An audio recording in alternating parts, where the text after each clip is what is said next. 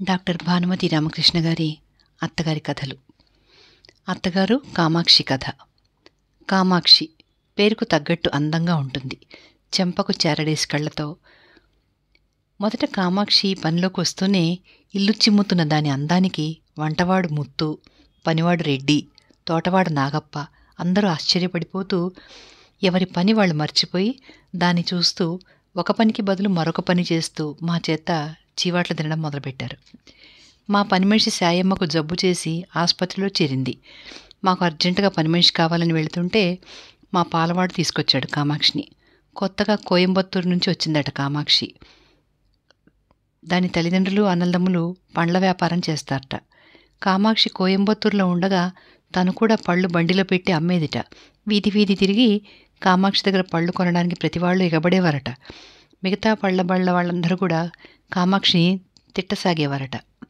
దాని అంతం కోసం పళ్ళ బండి ఖాళీ అవుతోంది, కానీ పళ్ళ కోసం కాదని మిగతా బళ్ళలో పళ్ళ కన్నా కామాక్షి బండిలో పళ్ళు అన్నీ చచ్చువి పుచ్చువి ఉండేవట.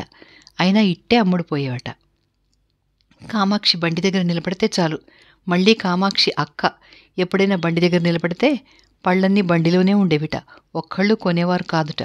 కామాక్షి అన్నలకు కామాక్షి అందం శత్రువు. ప్రతిరోజు ఎవరో ఒకరిని కామాక్షిని అలా అన్నాడనో ఇలా అన్నాడనో అంటూ తన్నేవాళ్ళు, తన్నులు తినేవాళ్ళు. పండ్ల సీజన్ కానప్పుడు కామాక్షి ఎవరింట్లోకైనా పనికి వెళ్ళేది. ఒకసారి ఒక చెట్టి వారింట్లో పనికి కుదిరిందట. ఆ చెట్టి తలకు నూనె రాసి వీపుతో అవమానట. వెంటనే పని మానేసి వచ్చేసిందట కామాక్షి. మాట కరుకు, పని చురుకు. కామాక్షికి ఆభరణాలు. చెవులకేమి పెట్టుకోలేదేమిటి అంటే తన కమ్మలు మొగుడు తాకట్టు పెట్టాడని చెప్పింది, ముక్కు పుడకతో సహా. కామాక్షి ఎప్పుడు నవ్వదు. మూతి ముడుచుకుని తన పని తాను చేసుకుంటూ పోతుంటుంది. ఎప్పుడైనా నవ్విందంటే బుగ్గలు సొట్టపడుతూ పౌర్ణమి లాంటి వెన్నెల్లాగా దాని మొహం మరి కాస్త అందంగా కనిపించేది. కామాక్షి భర్త జబ్బు మనిషిట. దగ్గరలోనే ఒక గుడిసెలో ఉంటున్నారు. నెలకి 10 రూపాయలు అద్దె ఇచ్చి దాని మొగుడు నెలకు 10 రూపాయలు అద్దెకిచ్చి దాని మొగుడు తాపీ పని చేస్తాడట. కానీ ఎప్పుడూ దగ్గుతుండడం వల్ల ఎవరు పని ఇవ్వడం మానేశారు. వాడింట్లోనే కూర్చుని కామాక్షి 3 ఏళ్ల కొడుకుని చూసుకోవడానికి బదులు ఊరికే పిల్లాన్ని కొడుతూ ఉంటాడట. కామాక్షి పొద్దున పనిలోకి వచ్చి సాయంకాలం 6ంటికి ఇంటికి వెళుతుంది. ఈలోగా ఇరుగు పొరుగు వాళ్ళు నీ మొగుడు పిల్లాడిని చితకొడుతూ ఉంటాడు, పిల్లాడిని కూడా తీసుకెళ్తుండు అని చెప్పారు. వెంటనే పిల్లాడిని పుట్టింటికి పంపేసింది. వాళ్ళ ఊరు వెళ్తుంటే పోనీ ఉంచలేకపోయావా, కూడా పిలుచుకొని రావచ్చు కదా అని నేనంటే వద్దమ్మా, వాడికి చదువులేక పాడవుతాడు, మా అమ్మ బాగా చూసుకుంటుంది అన్నది. అసలు కన్నతండ్రి ప్రతిరోజు అలా బిడ్డను కొట్టడం ఏమిటి అని నేనంటే కామాక్షి కళ్ళు తుడుచుకుంటూ చెప్పింది, ఆ పిల్లవాడు వాడిని నాన్న అని పిలవడట. ఇదేమన్యాయమే, ఎందుకనడు కన్నతండ్రికి నాన్న అని మా అత్తగారు అడిగారు. ఆయన కన్నబిడ్డ కాదంటాడు పెద్దమ్మగారు. ఆయన పుట్టింట్లో ఉంచి ఇంకో దాంతో కాపురం చేస్తూ ఉండి నన్ను పెళ్ళిన కాడి నుంచి కష్టాలు పెడతా ఉన్నాడు. ఎన్ని కష్టాలు పెట్టినా తాగకుండా ఉంటే బాగుండేవాడు. తాగొచ్చి రోజు తన్నేవాడు. మా అమ్మకు తనంటే ఇష్టం లేదు, అందుకని నన్ను పుట్టింటికి పిలుచుకుపోయింది. పుట్టింట్లోనే పిల్లాడు పుట్టాడు. మా అమ్మగారింట్లోనే పిల్లాడిని పెట్టుకుని పండ్ల వ్యాపారం చేసుకుంటూ ఉండిని. అసలు ఈ పిల్లాడికి తండ్రి ఎవరో తెలిస్తేగా నాన్న అని పిలిచేందుకు. వాడు పుట్టినప్పటి నుంచి పుట్టింట్లోనే ఉంటుంది. మొన్నే మా వాళ్ళు రాజీపడి పిల్లాడిని నన్ను వీడి వెంట పంపారు. మా అమ్మకి ఇష్టం లేదు నేను ఇతనితో రావడం.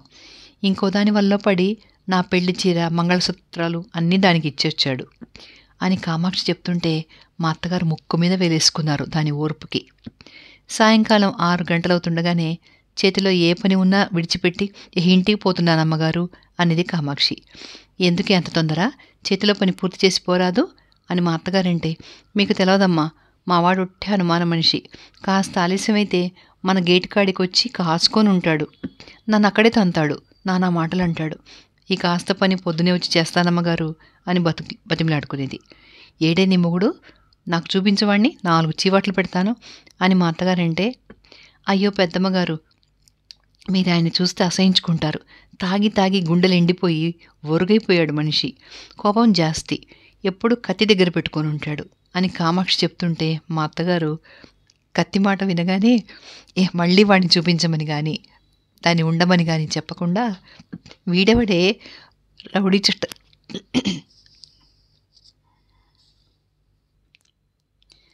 అంతర్యానికి సారీ అండి. వీడెవడే రౌడీ చట్టంగా ఉంది వెధవ పీడ, పో పో నువ్వు ఇంటికి, ఇంకా పెందరాళే పో, ఆ వెధవ గేట్లోకి రాకుండా అంటూ తరిమేశారు. ఎవరన్నా మంచి పని మనిషి దొరికితే దీన్ని పంపించేద్దామే, ఆ రౌడీ వెధవ దీని వెంట కత్తి పెట్టుకుని తిరుగుతుంటే కష్టం కదూ, గూర్ఖాకి కాస్త గట్టిగా చెప్పు హిందీలో, వాడు చచ్చి గీబెట్టినా లోపలికి రానివ్వద్దని, అన్నట్టు గూర్ఖాల దగ్గర కూడా కత్తి ఉంటుంది కదూ అన్నారు కాస్త ధైర్యం తెచ్చుకుంటూ మా అత్తగారు. ఏం భయం లేదు అన్నాను నవ్వాపుకుంటూ. అంత అందమైన కామాక్షికి ఆ రోగిష్టి మొగుడేమిటి, పైగా కొడతాట దాన్ని, దరిద్రుడు. అంత కోమలంగా ఉన్న కామాక్షిని కర్ర తీసుకుని చావబాదేస్తాట, వాడి చేతులు ఎలా వస్తాయో. అంట్లు తోమేటప్పుడు దాని ఒంటి మీద వాతలు చూసి వాళ్ళ ఒంటి మీద వాతలు పడ్డట్టు బాధపడ్డారు వంటవాడు ముత్తు, పనివాడు రెడ్డి, తోటవాడు నాగప్ప. ఆ మొగుడు వెధవని చంపి పోగులేయాలి అన్నాడు రెడ్డి. కామాక్షి మొగుడిని చూసిన ముత్తు, అసలు వాడు కామాక్షి మొగుడని చెప్పడానికి వీల్లేదు, ఆ గాడిద దాని మొగుడు కాలేడు, కాకూడదు న్యాయంగా అంటూ బాధపడ్డాడు. అంత అందంగా చందనం బొమ్మలా ఉన్న కామాక్షికి ఆ మొగుడేమిటి, బక్క చికెన్ రోగిష్టి విధవ, కళ్ళు చింతనిప్పులా ఉన్నాయి, ఎప్పుడూ అవును అందులో వార్నిష్ తాగుతాట వెధవ, అందుకే ఎప్పుడు దగ్గుతుంటాడు, వాడు దగ్గుతుండడం చూస్తే వాడికేదో పెద్ద జబ్బే ఉన్నట్టుంది అన్నాడు రెడ్డి అనుమానంగా చూస్తూ. కరెక్ట్ నిజమే అన్నాడు నాగప్ప. అయితే ఆ రోగం కామాక్షి కూడా రావచ్చునే అన్నాడు ముత్తు బాధగా. ఇప్పుడేం గతి, పాపం కామాక్షి అన్యాయమైపోతుంది అంటూ ముగ్గురు తలలు పట్టు కూర్చున్నారు. వాళ్ళ డిస్కషన్స్తో మాకు ఆ రోజు 2 గంటలకి భోజనం పెట్టాడు ముత్తు.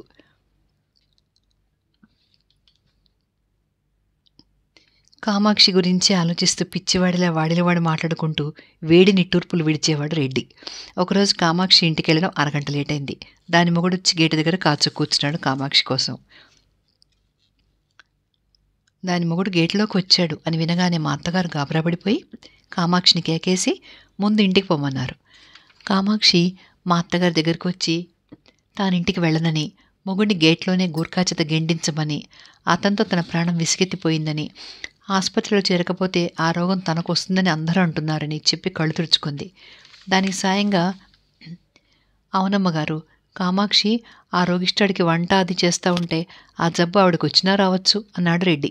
మా అత్తగారు రెడ్డిని ఉరిమి చూసి, నీకెందుకురా దాని మొగుడి గొడవ, ఎన్నిసార్లు చెప్పాను మీరు దాని విషయంలో కలగజేసుకోవద్దని అని చీవాట్లు పెట్టారు. మాకేంటమ్మా, పాపం ఏదో ఆడకూతురు అంత కష్టాలు పడుతూ ఉంటే ఆ రోగిష్టాడితో, అదే మా బాధ. అంతేనట్రా మీ బాధ, ఒక ఆడకూతురు మీద అనవసరంగా అంత అభిమానం మీ అందరికీ ఎందుకు ఉండాలిరా, నాకు తెలియక అడుగుతా కానీ, వెధవేషాలు కాకపోతే అంటూ ఆవిడ కోప్పడేసరికి, మాకేంటమ్మా ఏదో అంతా ఒకచోట పనిచేసేవాళ్ళం గనక, లేకపోతే కామాక్షి ఏమైపోతే మాకే, అది అంటువ్యాధిని అంటున్నారు, కామాక్షికి ఆ జబ్బు ఎక్కడొస్తుందో అని. ఓహో అదన్నమాట మీ భయం, మరేమీ భయం లేదు, మీ పనులు మీరు చూసుకోండి. ఆలుమగలకి అంటువ్యాధులు ఏమిట్రా తిక్కవెదవా, అయినా పదే పదే దాని మొగుడు సంగతి వాడి రోగం సంగతి నీకెందుకు అంట అర్థం లేకుండా, ముందు నీ పనేంటో చూసుకో అంటూ కోపడ్డారు మా అత్తగారు. రెడ్డి వెళ్ళినట్టే వెళ్ళి కామాక్షి ఏం చెప్తుందో అని తలుపుచాట నిలబడ్డాడు.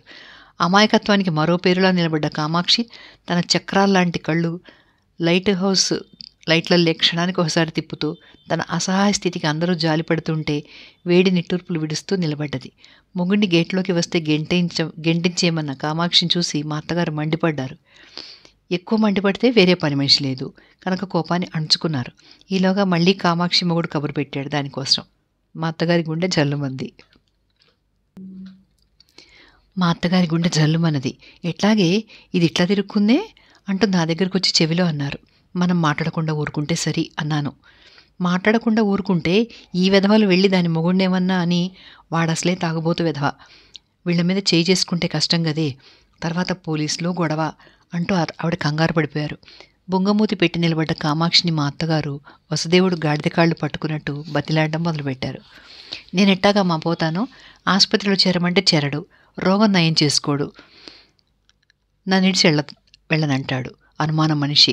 అటనే ఉంటే ఆ జబ్బు నాకు కూడా రావచ్చని డాక్టర్లు చెప్తా ఉంటే కనుక్కోకుండా పిడివాదం చేస్తూ ఉంటే ఏం చేసేది చెప్పండి అన్నది కామాక్షి. ఈలోగా రెడ్డి, నాగప్ప, ముత్తు కలిసి కామాక్షి కోసం కాచుకునుండే దాని మొగుడిని చూడ్డానికి వెళ్ళారు. వాళ్ళని చూడగానే కైపులో ఉండే కామాక్షి మొగుడు జేబులో ఉన్న కత్తి పైకి తీశాడు. తక్షణం రెడ్డి, నాగప్ప, ముత్తు గూర్ఖావాడి వెనక్కి వెళ్ళి నిలబడ్డారు. కామాక్షి మొగుడు వాళ్ళు ముగ్గురే తన భార్యని ఇంటికి రాకుండా చేస్తున్నారని గోల చేయడం మొదలుపెట్టాడు. వాళ్ళని గేటు దాటి బయటకు రమ్మని సవాల్ చేశాడు. ఒక్కొక్కళ్ళని నరికి పోగులు పెడతానని బెదిరించాడు. ఆ రోజు నుంచి వాడి భయానికి పనివాళ్లు సినిమాకు పోవడం కూడా మానేశారు. అంతకుముందు రెండో ఆటకు వెళ్లే రెడ్డి గేటు దాటడానికే జంకేవాడు. ఏమో తాగుమోతువాడు, అందులో వార్నిషు తాగే విధవా, తెగించి కక్షతో ఏం చేస్తే ఏమిటి, పిచ్చివాడి చేతిలో రాయి అనుకుని. చివరకు గడిగడికు టీ నీళ్లు తాగొచ్చే నాగప్ప టీ తాగడం మానేశాడు. వాడక్కడే ఉంటాడని చెప్పారెవరో. కామాక్షి ఇంటికి వెళ్ళి 2 రోజులైంది. రోజు దాని మొగుడు గేట్లోకి రావడం, కబుర్లు పెట్టడం జరుగుతూనే ఉంది. కానీ రెడ్డి, వంటవాడు, నాగప్ప ఎవరూ గేటు వైపు వెళ్లలేదు. కామాక్షి మొగుడు విషం తిని చచ్చిపోతానని బెదిరిస్తూ జాబు రాశాడు దానికి. తొందరగా పొమ్మను అన్నారు రెడ్డి, నాగప్ప, వంటవాడు. కానీ పిండి రుబ్బుతున్న కామాక్షి జాబు చూసి కళ్ళనీళ్లు పెట్టుకుంది.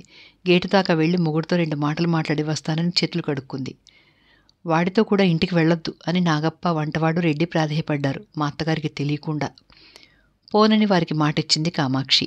గేటు దగ్గర మొగుడితో ఏం మాట్లాడుతుందో వినాలని రెడ్డి వాళ్లకు ఆదుర్దా ఎక్కువైంది.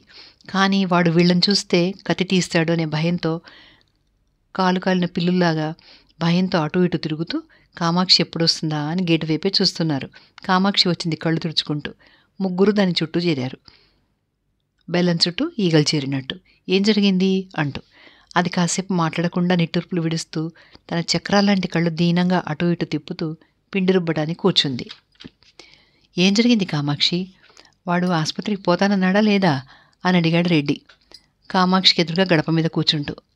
కామాక్షి తల తిప్పింది. ఆడెక్కడికి పోతాడు? పాపం కామాక్షిని తిప్పలు పెట్టడానికే వాడు కంకణం కట్టుకున్నాడు అన్నాడు తౌడు మూట మీద కూర్చుంటూ నాగప్ప. అయ్యగారితో చెప్పి వాడిని కాళ్ళు చేతులు కట్టి బలవంతంగానైనా ఆసుపత్రిలో పడేయించాలి అన్నాడు వంటవాడు తలుపు కానుకొని నిలబడుతూ. అయితే ఇంతకీ వాడేమంటాడు కామాక్షి అన్నాడు రెడ్డి విసుగుతో. 200 రూపాయలు ఇస్తే తనేదో ఊరెళ్ళి ఆడనే ఓ ఏడాది ఉండి జబ్బు నయం చేసుకుని వస్తానంటున్నాడు అని.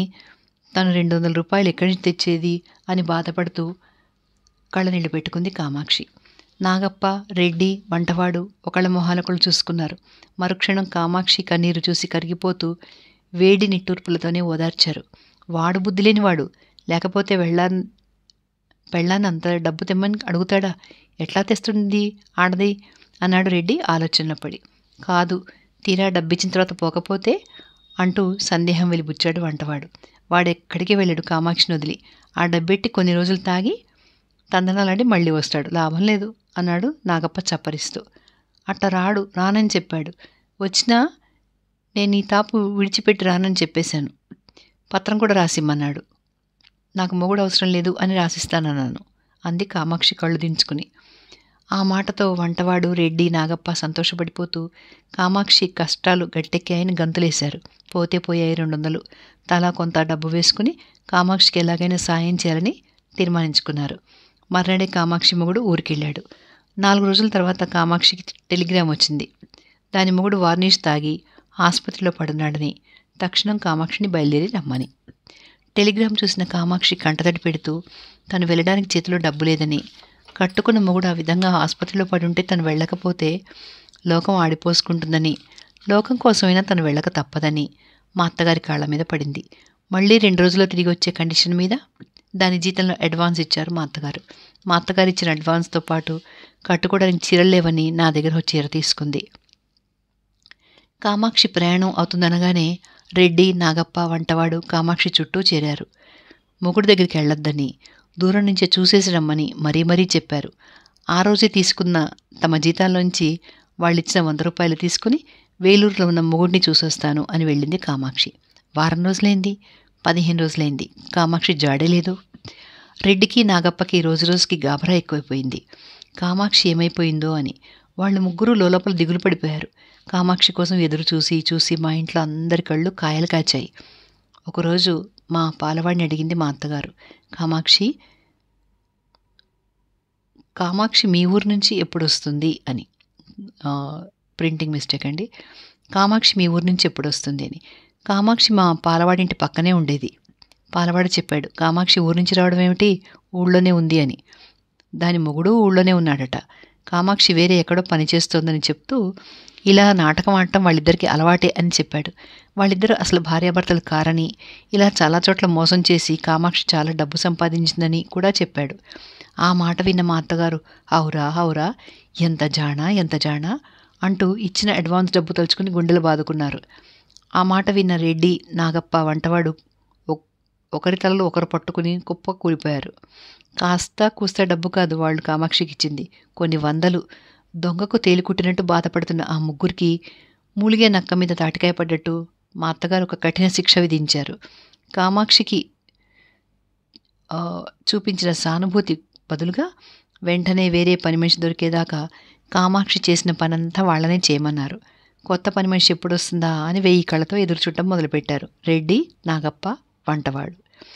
వెనక ముందు జంజాటం లేని తల నెరిసిన పని మనిషి కోసం మా అత్తగారు ఎదురుచూస్తూ కూర్చున్నారు. ఇక్కడితో ఈ కథ సమాప్తం.